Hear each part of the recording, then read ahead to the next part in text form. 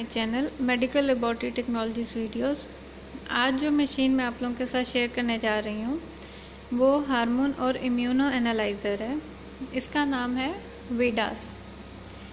इसमें टोटल आप देख सकते हैं कि 5 सेक्शंस हैं, A, B, C, D और E।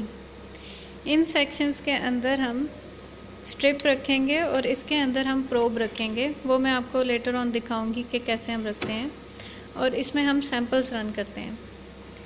इस मशीन का बेनिफिट ये है कि इसके साथ कोई एक्स्ट्रा रिएजेंट अटैच नहीं है, ना कोई वेस्ट है। उस स्ट्रिप के अंदर ही सब कुछ आएगा और वो आप एंड पे डिस्कार्ड कर देंगे।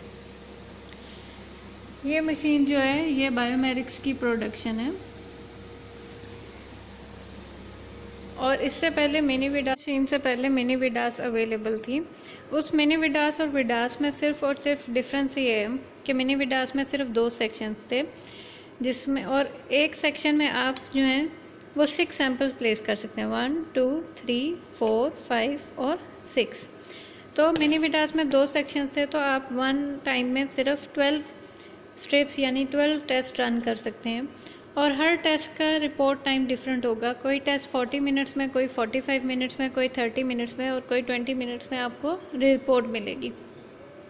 लेकिन विडास में 5 सेक्शंस हैं, तो आप at the one time 5 section और 6 स्ट्रिप्स यानी कि आप वन टाइम में 30 टेस्ट जो है वो रन कर सकते हैं। और मिनी विडास की स्क्रीन इधर ही थी, जिस मशीन के अंदर ही थी, जिसमें आप उसकी रनिंग और रिपोर्ट टाइम देख सकते थे, लेकिन आप कंट्रोल ग्राफ जो है वो नहीं देख सकते थे, वो आपको मैनुअल ड्रॉ करना पड़ता था।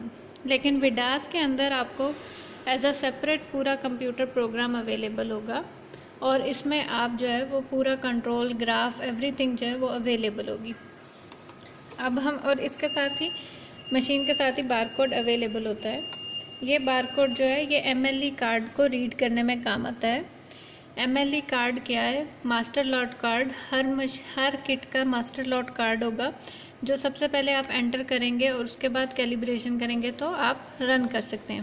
अब मैं आपके साथ शेयर करूंगी कि इसका विडास का प्रोग्राम, ये विडास का प्रोग्राम, इसको हम ओपन करेंगे। ये इसकी मेन स्क्रीन है। ये सेक्शन इधर अवेलेबल हैं, तो इसका मतलब है आप सैंपल रन कर सकते हैं। अगर इधर रेड कलर है तो आप इस पर क्लिक करके चेक करेंगे कि क्या प्रॉब्लम है। कई दफ़ा अगर टेम्परेचर आउट ऑफ रेंज होगा तो ये आपको रेड कलर में नज़र आएंगे, तो आपको वेट करना होगा जब मशीन का टेम्परेचर स्टेबल हो जाए। ये सबसे पहले कॉलम आप यूज़ करेंगे। इस कॉलम को जब आप क्लिक करेंगे तो आप इसमें देख सकते हैं कि कैलिब्रेशन, ये पॉइंट जो है, अगर ये पॉइंट हाईलाइट होगा, अभी ये हाईलाइट नहीं है, इसका मतलब ये है कि तमाम कैलिब्रेशन जो हैं वो वैलिड हैं, कोई भी कैलिब्रेशन एक्सपायर नहीं हुई है। इस पॉइंट का मतलब है कि कौन कौन सी कैलिब्रेशन हमने की हुई है और वो वैलिड हैं, और उनका लॉट नंबर क्या है, किस दिन हमने कैलिब्रेट किया था और कब वो एक्सपायरी होगी। ऑलमोस्ट हर किट का तकरीबन 15 to 20 डेज़ जो है वो कैलिब्रेशन पीरियड होगा, यानी कि हर 15 या 20 डेज़ के बाद आपको कैलिब्रेशन दोबारा करनी होगी। और इस स्क्रीन का मतलब यह है कि आपने अभी तक कौन कौन सी कैलिब्रेशन जो हैं वो कर चुके हैं इस मशीन में। इसके बाद दोबारा मैं होम स्क्रीन पे जाने के लिए यानी मेन स्क्रीन पे जाने के लिए इस पर क्लिक करूँगी, और अब हम आएंगे सेकेंड बॉक्स पे। इसका मतलब ये है कि सेक्शन प्रिपरेशन एंड लोडिंग। इसमें हम देखेंगे कि किसी भी पेशेंट की सैंपल आईडी कैसे एंटर करते हैं, किस टेस्ट के लिए, और वो क्रिएट कैसे करते हैं, ये मैं आपको लेटर ऑन दिखाऊंगी।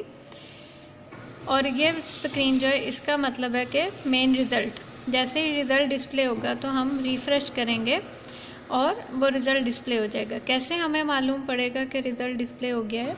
इधर अभी अवेलेबल है, तो जैसे ही हम टेस्ट को प्रोसेस करेंगे, वो मैं आपको लेटर ऑन दिखाऊंगी।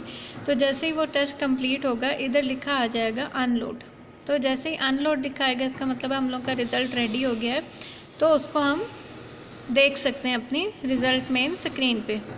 और लास्ट में आता है ये वाला सेक्शन जो रह गया। इस सेक्शन का मतलब है डिस्प्ले नेविगेशन ट्री, यानी कि ये तमाम सेक्शंस जो हैं वो इसके अंदर भी मौजूद हैं। जब मैं इसको क्लिक करूँगी तो देखें, ये पहला है लोडिंग यानी कि ये वाला सेक्शन, सेकंड है रिज़ल्ट यानी कि ये वाला सेक्शन, और थर्ड है कैलिब्रेशन यानी ये वाला सेक्शन। आइदर आप डायरेक्ट स्क्रीन से ये इन सेक्शन में जा सकते हैं, और आप इस एक सेक्शन से भी तमाम सेक्शंस पे क्लिक कर सकते हैं। और फोर्थ है क्वालिटी कंट्रोल, यानी कि जो ग्राफ हमने रन किए हैं उनको हम देखेंगे। तो इधर हम क्लिक करेंगे लेविजेनिक ग्राफ, और इधर मैं क्लिक करती हूँ TSH पे।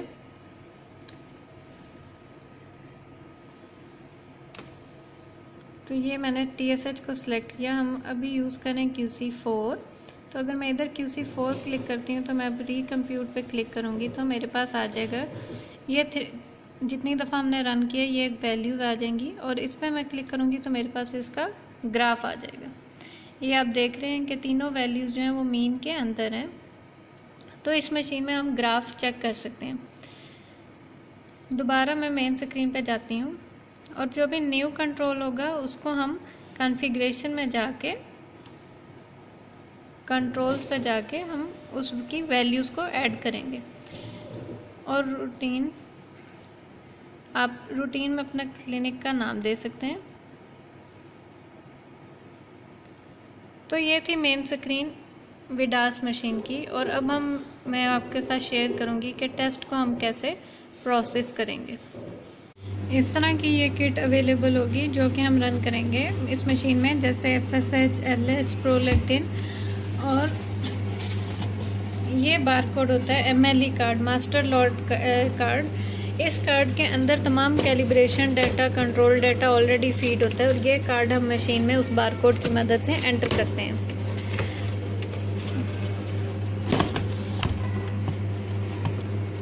और ये हैं SPR ब्लॉक्स जो कि हम मशीन के अंदर रखेंगे, और ये स्ट्रिप्स हैं। इन स्ट्रिप्स के अंदर हम सैंपल को डालेंगे और मशीन में रन करेंगे। ये जब हम पेशेंट सैंपल रन करेंगे तो मैं आपके साथ शेयर करूँगी कि इसको हम कैसे यूज़ करेंगे, कि पेशेंट को कैसे हम एंटर करेंगे। तो मैं जाऊँगी लोडिंग स्क्रीन में, प्रिपरेशन एंड लोडिंग। अब मुझे रन करना है कंट्रोल, तो मैं कंट्रोल एंटर करूँगी QC6, लेकिन मुझे टेस्ट रन करना है FT4। तो ये FT4 मैंने चूज़ किया। अब मैं इसको क्लिक करूँगी क्रिएट, तो ये ऑटोमेटिकली इस लिस्ट में आ जाएगा। अब मुझे FT4 पेशेंट का रन करना है, तो मैं एंटर करूँगी पेशेंट का नाम और फाइल नंबर, ताकि अच्छा होगा आप फाइल नंबर भी एंटर करें ताकि आपको कन्फ्यूजन ना हो, और ये डिफ्रेंशिएट करेगा अगर सेम नेम के 2-3 पेशेंट आपके पास आए हैं। तो सेम उसी तरह मैं करूँगी क्रिएट, और अब मैं एक और पेशेंट एंटर करूँगी।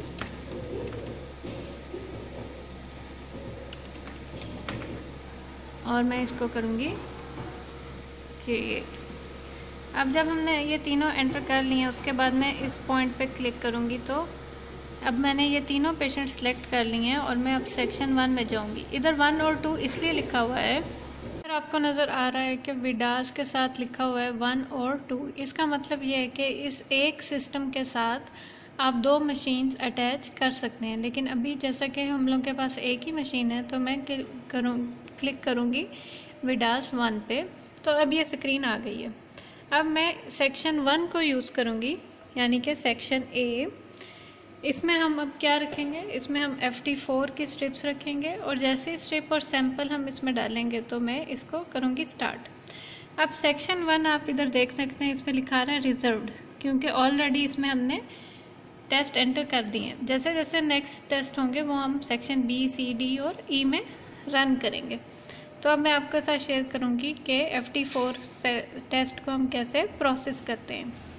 ये आप देख सकते हैं, अब मैंने इसके अंदर FT4 के 3 स्ट्रिप्स प्लेस किए हैं। ये आप देख सकते हैं FT4 लिखा है। जो फर्स्ट होल है इसके अंदर हम सैंपल को डालेंगे, और इसके लिए हमें चाहिए 100 माइक्रोलीटर सैंपल, और ये है इसका SPR ब्लॉक SP। ये इस तरह नज़र आता है। इसका फंक्शन जो है वो एज आ पिपिटिंग है। ये सैंपल को इधर से लेके बफर्स के साथ मिक्स करता है। इसके अंदर ऑलरेडी आपको मैं दिखाती हूँ, इस तरह ये देखें ऑलरेडी सॉल्यूशंस मौजूद हैं, और एट द एंड जैसे ही रिएक्शन ख़त्म होगा तो इसमें इसका वेस्ट आ जाएगा। तो इसके वजह से इसका बेनिफिट ये है कि इसके साथ कोई एक्स्ट्रा रिएजेंट आपको अटैच करने की ज़रूरत नहीं है। ऑलरेडी तमाम रिएजेंट्स जो टेस्ट के रिलेटेड होते हैं वो इस स्ट्रिप में मौजूद होंगे। तो अब हम इसके अंदर फर्स्ट के अंदर जैसे कि हमने QC एंटर किया तो इसके अंदर हम QC डिस्पेंस करेंगे और नेक्स्ट 2 में हम पेशेंट्स 100 माइक्रोलीटर सीरम और उसके बाद हम टेस्ट को प्रोसेस करेंगे। अब ये देख सकते हैं ये 100 माइक्रोलीटर सीरम है, तो मैं इस पोजीशन में इसको डिस्पेंस करूँगी। अगर तो ये कुछ एक्स्ट्रा आ गया तो इसका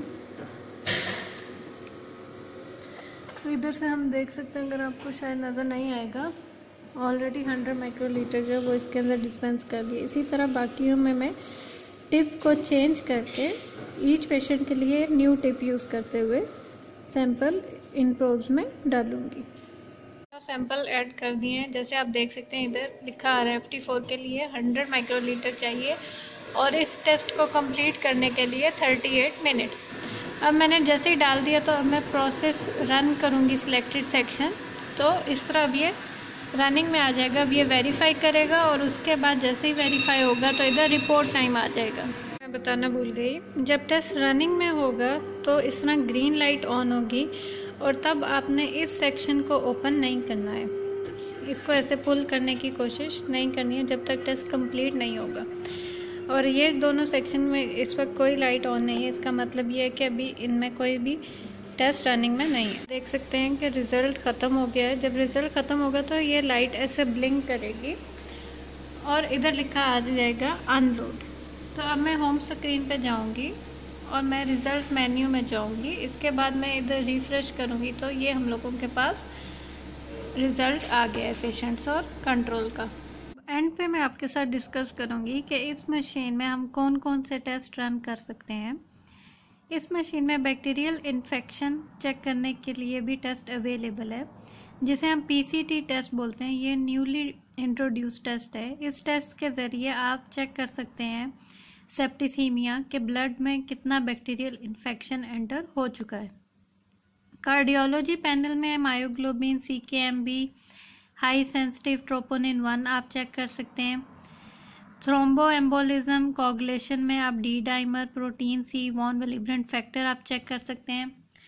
इम्यूनोकेमिस्ट्री में आप थायराइड प्रोफाइल चेक कर सकते हैं। रिप्रोडक्शन फर्टिलिटी टेस्ट चेक कर सकते हैं, जिसमें AMH, जिसे एंटी म्यूलरिन हार्मोन बोलते हैं, जो कि बहुत ही इम्पोर्टेंट हार्मोन है इनफर्टिलिटी डायग्नोसिस के लिए, वो आप इस मशीन में रन करके चेक कर सकते हैं रिज़ल्ट।